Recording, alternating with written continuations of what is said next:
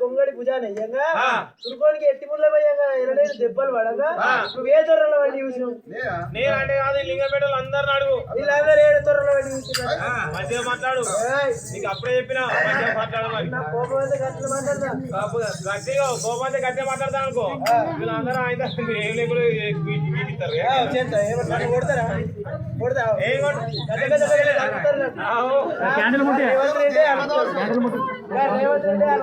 అమ్మో అంతేనా?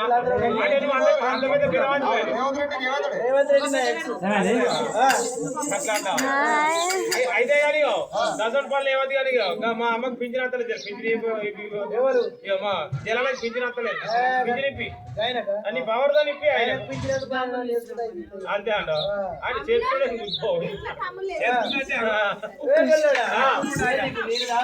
నీళ్ళకు అయ్యో బాబా మల్యాణ అట్లా కాకపోతే ఇదే కుడి కాలు కూర్చాలి ఏడో కాలం అంటే ఈ విలాసం నేతలు మాద పండుతో పోయి సమితి చేస్తా ఎర్ర గొల్లలో పిలుతాను గిరిలు కట్టి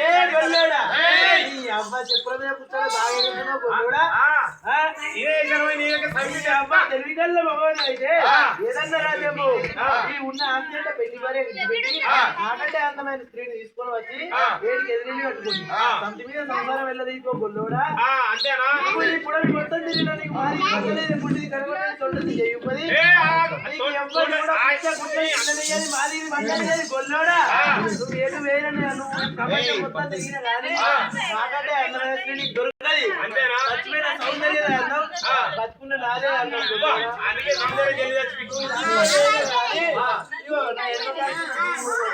అంతేనా? అయ్యో